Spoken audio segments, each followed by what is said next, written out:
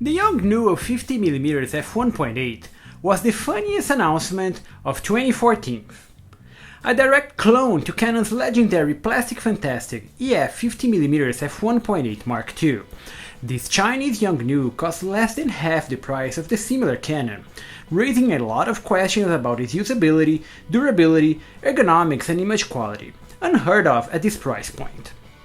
At 73 by 55mm of 120 grams of mostly plastics, the first thing we notice on the Yongnuo 50mm f1.8 is indeed the similarity to Canon's vintage design, a lens that lasted over 20 years on the market.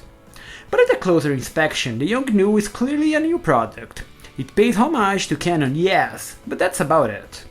First, it's slightly bigger. It grows in all directions despite not feeling necessarily large. It's just more robust. The same can be said about the rubberized manual focusing ring. It's all plastic at Canon's, and the weight is also reduced by 10 grams. The usability is the same with an internal barrel focusing group that extends at the minimum focusing distance, rated at the same 45 cm. There isn't a distance window, just like Canon's, and the MF ring doesn't support a full-time operation. One must disengage it from the internal motor in order to spin it manually. And it also rotates with the gear-type micromotor. Even during AF, the external ring spins, reducing the hand's grip. But overall it feels just right to use. Just mount it on your camera and you're good to go. The focusing is also standard, feeling as fast and as precise as Canon's. Also just as noisy. This is not a sonic motor after all.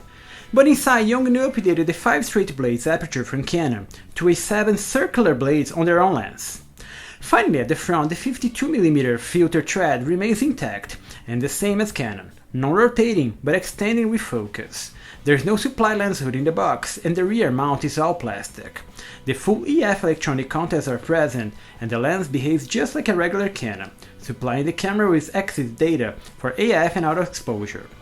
So overall it's a very interesting lens. The same usability, the same ergonomics, but at half the price. How did they manage to do it? Let's find out on the image quality.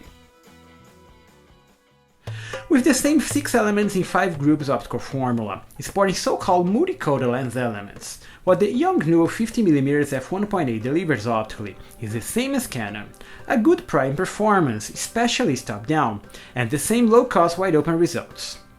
This is actually the reason to be of a low-cost, large-aperture lens, give entry-level photographers a gateway to new photographic concepts in exposure, composition, and depth of field. So nobody is expecting perfection, despite some moments of brilliance here. Wide open the results are mixed. While the center frame resolution is good, with plenty of visible details for prints or to shoot complex subjects, the vignetting and the corner details are impacted. This is a low-cost prime after all.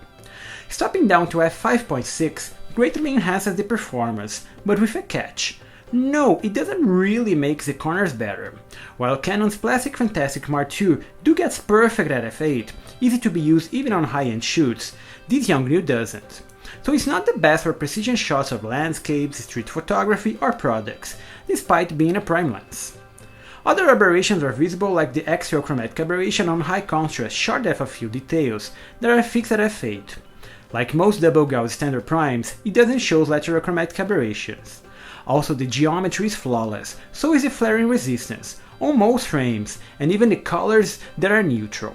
But it's the bokeh that doesn't really improve, despite the new 7 circular blades aperture, and there is no extra elements to make it smoother. So overall, it's a very interesting product. Super cheap, good enough, easy to recommend. It's easy to be a first lens for most kids, and an even lower cost than Canon's.